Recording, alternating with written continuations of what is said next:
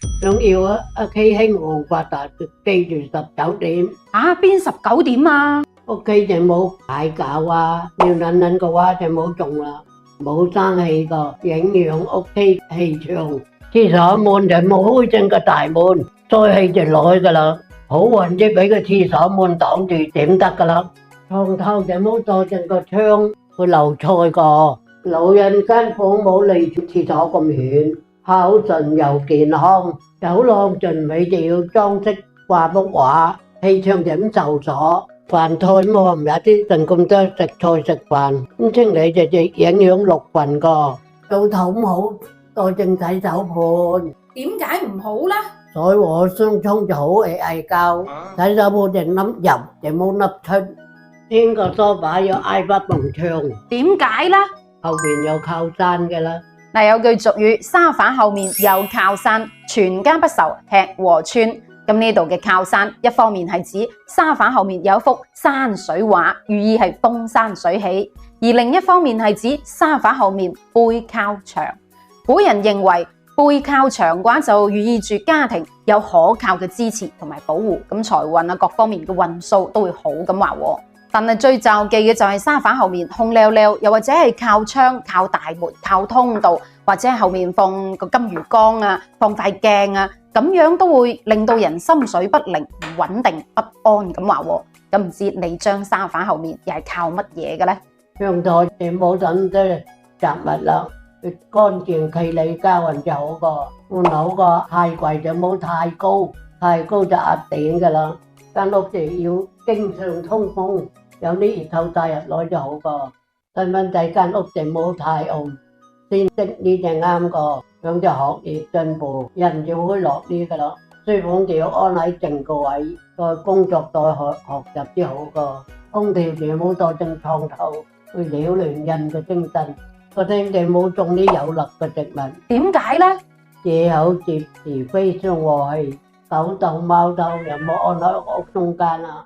因為間屋嘅中間係宅運嘅關鍵處，咁如果將啲貓竇狗竇設喺中間，就會擾亂間屋嘅氣場咁話。屋頂就冇漏水，漏水就等於漏財。鏡就冇再正招床，咁你夫妻破和睦。大門口就冇寫住福字，冇倒轉，倒地就唔好噃。喺傳統文化入邊，大門象徵係莊重同財運，大門貼福必須要係正貼嘅，係表示迎福納福咁解。咁如果大門貼福倒轉嚟貼嘅話，係唔好嘅，即係意味住將啲福氣倒出去咁話。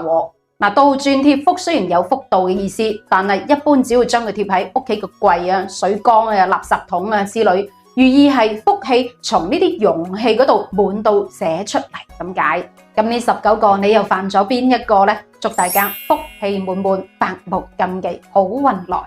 印堂有字就分男女，女子富，男子貴。腳底有字就主富貴。咁腳面呢？腳面有字就身好命，面正四方有主張。頭髮多個人就身好命。額頭闊嘅個人就聰明有志氣，下巴短個人就性格急躁，嘴唇厚就重情，嘴唇薄就薄情。酒品差嘅人就人品冇噶啦，中佢轉牛角尖嘅人就好抑鬱個。日慣爭買單嘅人就好好面子噶啦，而內熟嘅人又熟得壞，散得又壞，講嘢摸下篤嘅人就做嘢好謹慎個。話自己飲多嘅其實就未飲多，飲多嘅人就起勢膽眼個，睇冇多嘅人就欲望強，一個人對品味睇佢就抹就知噶啦。熱情嘅人一般都冇乜耐性個，能夠紅面人，能夠笑面虎。意思就話寧願同面紅性格直率嘅人交往，都唔寧願同表面和善、內心兇狠嘅人交往。因為面紅嘅人佢係冇乜心計嘅，之但係笑面虎就表裏不一啦。面皮厚嘅人就心好狠個，坐低硬腳嘅人做嘢點心穩。點解呢？人要福薄，樹要血落。老母強勢，仔女大就冇恥見噶咯。就諗下依附碌個人就好單純噶咯，心態好就個人運氣都好呢個。行路推住都係就難成大事噶啦。你埋到走個人就有主見噶啦，但係好硬件個。坐低翹腳個人企透心好重，不過行動力就好強。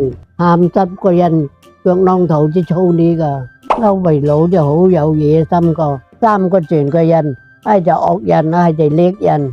鼻個窿大，又大膽又有才，不過有衝動個。寧可不識字，也要會識人。老祖宗流傳落嚟嘅識人術，一看一個準。咁你又學到邊一句呢？留言話我知。同虎相鬥，必定短壽。兩隻象就碗長，兔同雞冇相交，會嗌交個。孔子係六親，手拿頭就係父母，直子就係兄弟姐妹，中指就係技姬，無名指就係配偶，手指尾就係仔女。咁又代表乜嘢呢？邊隻手指有花短咗，講明邊個身體有問題啦。啊，直指彎花手拿頭，兄弟姐妹咁和睦就要分家個。魚尾問心，一家兩家。下巴短細就做事就急。鄰居就冇做朋友，好難長遠個。我想問下我貴人喺邊呢？點解我仲未遇到貴人嘅？真正個貴人就係你自己啦，肯毅勤力呢就有貴氣啦。烏鴉叫做禾來到，老鼠入屋就係破財，百福進家就健康運好，蝙蝠進家有財運，雞餓就趕走，人餓就唔怕醜，有咗怕煙酒，辦事就好順手。唔怕失敗過，大不了從頭來過。偷人辦事就禮先到，飯先到，嗰啲就係規矩。送人一斗米係恩人，送人一擔米就係受人。一斗米對於有困難嘅人嚟講係雪中送炭嘅，佢會感恩你。但係人都係有貪念嘅，當你俾一擔米，佢習以為常嘅時候，一旦當你少俾咗佢，佢就會覺得你喺度虧待佢啦。所以呢句說話提醒我哋幫人要適度，你過度咁幫佢同埋給予佢嘅話，只會換來怨恨同依賴。用過個係就冇送人啦，自己親人就唔怕。出門打爛嘢嗰日嘢就要小心啦，養寵物就要揀嘅機雙學過，佢會旺你個。新車買翻落嗰時就要捆條紅繩，你劏雞拜下也，將個車頭拜下也，好碌葉袋氹氹圈。打過去，抹下個車頭，大吉大利。遇到錯業就要幫自己打氣，心態好，運氣就來噶啦。唔好喺間房放啲電器，電器個磁場就會影響運教噶。得閒嚟去行下有水路嘅地方，可以增加運氣噶。點解呢？以水為菜啊啦，一企東灣邊就鳳盤花，有咩用呢？招財進寶噶啦，銀包就放一張真個100蚊，有咩用啊？